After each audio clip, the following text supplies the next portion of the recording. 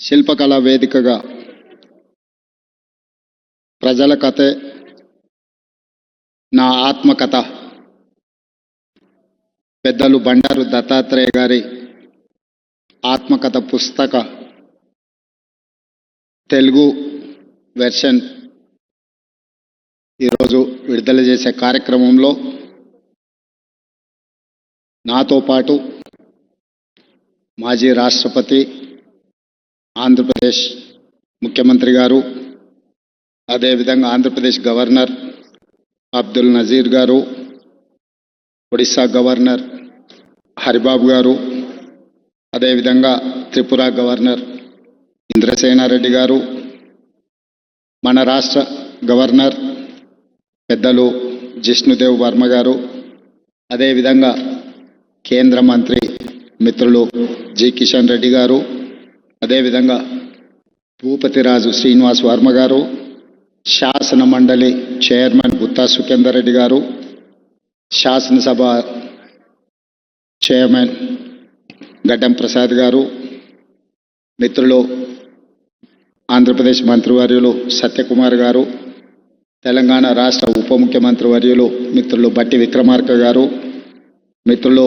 మంత్రివర్యులు పొంగులేటి శ్రీనివాస్ రెడ్డి గారు, పొన్నం ప్రభాకర్ గారు, పెద్దలు కేశవరావు గారు, వేదిక మీద ఉన్న చాలామంది భారతీయ జనతా పార్టీ నాయకులు, బండారు దత్తాత్రేయ గారి అభిమానులు, కుటుంబ సభ్యులందరికీ కూడా ఈ సందర్భంగా నా శుభాకాంక్షలు తెలియజేస్తున్నా. మిత్రులారా, ప్రజల కథే నా ఆత్మకథ. దత్తాత్రేయ గారు ప్రజలతో ఉన్న అనుబంధాన్ని అత్యంత సామాన్యమైన ప్రజలతో, అది గౌలిగూడ గల్లీ కావచ్చు, లేకపోతే రామ్నగర్ బస్తీ కావచ్చు, వారు మహారాజ్గంజ్ మొట్టమొదటిసారి శాసనసభ్యులుగా పోటీ చేసినప్పటి నుంచి మొదలు పెడితే వారు సికింద్రాబాద్ పార్లమెంట్ సభ్యులుగా, కేంద్ర రైల్వే శాఖ మంత్రిగా, అర్బన్ డెవలప్మెంట్ మినిస్టర్గా, హిమాచల్ ప్రదేశ్ గవర్నర్గా, ఈనాడు హర్యానా అత్యంత కీలకమైన రాష్ట్రానికి గవర్నర్గా, వారు గౌలిగూడ గల్లీ నుంచి హర్యానా గవర్నర్గా సుదీర్ఘమైన ప్రయాణంలో ఎన్నో హోదాలను, రాజకీయంగా ఎన్నో ఒడిదుడుకులను చూశారు. కానీ ఏ రోజు కూడా వారు ప్రజలతో సంబంధాలను కోల్పోలేదు. వారు కేంద్ర మంత్రిగా ఉన్నప్పుడు కూడా ఢిల్లీకు పార్లమెంట్ సందర్భంలో వెళ్ళిన 2-3 రోజుల కంటే ఎక్కువ అక్కడ ఉండేవాడు కాదు. శుక్రవారం వస్తే మళ్ళీ హైదరాబాద్కే వచ్చి చిన్న షాప్, లోకల్ కార్పొరేటర్ కూడా ప్రారంభోత్సవానికి రావడానికి వెనక ముందు చేస్తే పెద్దలు దత్తాత్రేయ గారు వచ్చి చిన్న గల్లీలలో పాండప్ప కూడా పేదవాడు ప్రారంభించుకుంటున్నంటే దత్తాత్రేయ గారు వచ్చి ప్రారంభించేవాళ్ళు. ఇది నాకు వారితో ఉన్న 40 సంవత్సరాల అనుబంధంలో 40 సంవత్సరాల నుంచి దత్తాత్రేయ గారిని చాలా దగ్గరగా నేను వారిని చూస్తున్నా. ఇంతకుముందు రాణి రుద్రమ్మ గారు చెప్పినట్టు దత్తాత్రేయ గారి కుటుంబంతో, పెద్దలు కిషన్ రెడ్డి గారి కుటుంబంతో నాకు చాలా సన్నిహిత సంబంధాలు ఉన్నాయి. అది అందరికీ తెలుసు. నేమన్నా నీతి ఆయోగ్లో పాల్గొన్నప్పుడు ప్రధానమంత్రి గారితో మధ్యాహ్నం భోజన వేదిక మీద కూర్చున్నప్పుడు వారు చంద్రబాబు నాయుడు గారిని చూపించి ఆప్కే సాథీ ఇద్దరే అని అంటే నేను చెప్పా, నేను స్కూల్ మీ దగ్గర చదువుకున్నా, కాలేజ్ ఆయన దగ్గర చదువుకున్నా, ఇప్పుడు ఉద్యోగం రాహుల్ గాంధీ గారి దగ్గర చేస్తున్నా. సో నాకు మీ దాంట్లో కూడా అందరితో పరిచయం ఉందని, ముఖ్యంగా ఈ వేదిక మీద ఉన్న ఇంతకుముందు శ్రీనివాస్ వర్మ గారు చెప్పిన భారతీయ జనతా పార్టీ రాష్ట్ర అధ్యక్షుల గురించి, ఆ రాష్ట్ర అధ్యక్షులు అందరితో నాకు సన్నిహిత సంబంధాలు ఉండేవి. ఇప్పుడు సరే రాజకీయంగా భిన్న ప్రయాణం, కానీ వ్యక్తిగత సంబంధాలలో ఎప్పుడూ లోపం కానీ, ఎప్పుడూ ఆ సంబంధాల విషయంలో దాచిపెట్టాలన్న ఆలోచన కానీ చేయలేదు. ఎందుకు అంటే వారందరితో నాకున్న ప్రత్యేకమైన అనుబంధం. ఈరోజు తెలంగాణ రాష్ట్ర ముఖ్యమంత్రిగా మా మంత్రివర్గ విస్తరణ కార్యక్రమం ఉన్న మంత్రివర్గ విస్తరణ కార్యక్రమం చూసుకొని మంత్రివర్గ ప్రమాణ స్వీకారం చేసిన మా మంత్రులను కూడా మళ్ళీ రేపు కలుద్దాము. నాకు గవర్నర్ గారికి ఇద్దరికీ దత్తాత్రేయ గారి పుస్తకావిష్కరణ కార్యక్రమం ఉన్నది, అక్కడికి వెళ్ళాల్సిందే అని చెప్పి సరాసరి గవర్నర్ భవన్ నుంచి గవర్నర్ దత్తాత్రేయ గారి పుస్తకావిష్కరణకు రావడం జరిగింది. ఈరోజు రాజకీయాలలో ఒక్కసారి కార్పొరేటరు కౌన్సిలర్ అయితేనే వాళ్ళ జీవన శైలి విధానంలో చాలా మార్పు, ప్రజల సంబంధాలలో ఒక భిన్నత్వాన్ని ప్రదర్శించే పరిస్థితులు ఉన్నాయి. కానీ దత్తాత్రేయ గారిని చూసి నేర్చుకోవాలి. అజాతశత్రు అనే పదాన్ని మనం పుస్తకాలలోనే చదువుకుంటాం, కానీ బండారు దత్తాత్రేయ గారిని చూసినప్పుడు ఆ పదము 100% వారికి సరిపోతుంది. జాతీయ రాజకీయాలలో అటల్ బిహారీ వాజ్పేయి గారికి ఉన్న గౌరవం రాష్ట్ర స్థాయి రాజకీయాలలో బండారు దత్తాత్రేయ గారికి ఉంది అని చెప్పి మనం ఈరోజు గుర్తు చేసుకోవచ్చు. అటల్ బిహారీ వాజ్పేయి గారు ప్రతిపక్షంలో ఉన్నా, ప్రధానమంత్రిగా ఉన్నా, పార్లమెంట్ సభ్యుడిగా ఉన్నా, ఎన్నికల్లో ఓడిపోయినప్పుడు కూడా అటల్ బిహారీ వాజ్పేయి గారి గౌరవం ఎప్పుడూ తగ్గలేదు. పదవులతో వారి గౌరవం పెరగడం, పదవి లేకపోతే వారి గౌరవం తగ్గడం ఏమాత్రం లేదు అని అటల్ బిహారీ వాజ్పేయి గారిని మనం ఏ విధంగా అయితే అనుకుంటామో అదే విధమైన పోలిక పెద్దలు బండారు దత్తాత్రేయ గారికి ఉన్నది.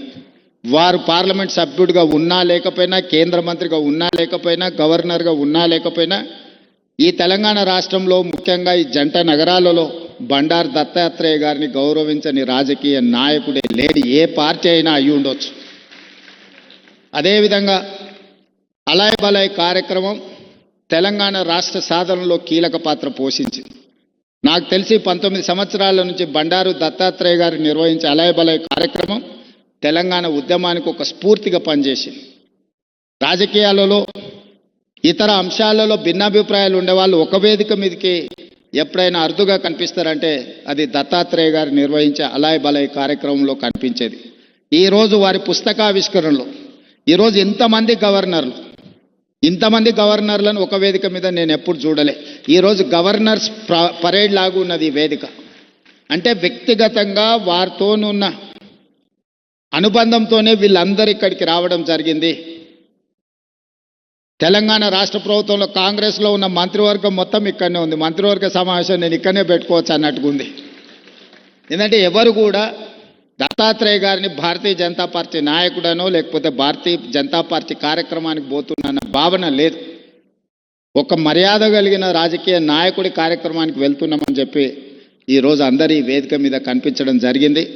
ఏది ఏమైనా వారి ఆత్మకథను, వారి జీవన శైలిని, విధానాన్ని నూతనంగా రాజకీయాలలోకి రావాలనుకున్న వాళ్ళు పరిశీలించవలసిన అవసరం ఉన్నది. నేర్చుకోవాల్సింది చాలా ఉన్నది. మేమందరం, నేనైతే మొదటి నుంచి వారిని దగ్గరగా గమనిస్తున్నా. హైదరాబాదులో పి జనార్దన్ రెడ్డి గారు, బండారు దత్తాత్రేయ గారు పేదల గుండెల్లో చిరస్థాయిగా ఉంటారు. ఎవరికి ఏ కష్టం వచ్చినా, ఎవరికి ఏ బాధ ఉన్నా అది తీరుతుందో తీరదో తెలియదు, కానీ కష్టం వచ్చినప్పుడు వాళ్ళకు గుర్తొచ్చే నాయకులు ఇద్దరి జంట నగరాలలో, ఒకరి పి జనార్దన్ రెడ్డి అయితే, రెండు బండారు దత్తాత్రేయ గారు. మేము వెళ్ళి చెప్పుకోవచ్చు, మేము కలవచ్చు, మేము ఎప్పుడు వెళ్ళినా నాయకుడు కలుస్తాడు, మా సమస్య వింటాడు, అధికారులకు ఫోన్ చేస్తాడు. ఇంకొక విషయం కూడా తెలియాలి, ఈ కాలంలో ఒక్క లెటర్ మీద సంతకం ఇవ్వాలి అంటే నాయకులు భయపడే పరిస్థితులు. కానీ ఆనాడు దత్తాత్రేయ గారు వందలాది లెటర్లు తిరుపతి దర్శనానికి సంతకాలు పెట్టి మా అందరికి ఇచ్చేటోడు. ఎప్పుడు మా దగ్గర పుస్తకాలు లాగా ఉండేటి. దత్తాత్రేయ గారు ఎంపీగా సంతకం పెట్టి, రైల్వే రిజర్వేషన్ కూడా, ఇప్పుడంటే విమానాలు వచ్చినాయి, కార్లు వచ్చినాయి, ఒకప్పుడు రైల్వే రిజర్వేషన్ అనేది కూడా చాలా ముఖ్యం. దత్తాత్రేయ గారు పుస్తకాల కొద్దీ ఆయన లెటరేట్స్ మీద సంతకాలు పెట్టి రైల్వే కూపన్లకు కూడా వారు సంతకాలు పెట్టించేటోళ్ళు. అదేవిధంగా ఒకప్పుడు టెలిఫోన్ కనెక్షన్కి కూడా చాలా విలువ ఉండేది.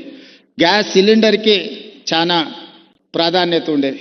ఇవన్నీ కూడా వచ్చినెంబడే కార్యకర్తలకు రాసి ఇచ్చేసి అన్నీ పంచిపెట్టేసి బాధ్యత తీరినట్టుగా వివరించేవాడు బండారు దత్తాత్రేయ గారు. ఇప్పుడు వాటికి ప్రాధాన్యత లేకపోయి ఉండొచ్చు, కానీ ఆ రోజుల్లో వాటికి చాలా ప్రాధాన్యత ఉండేది.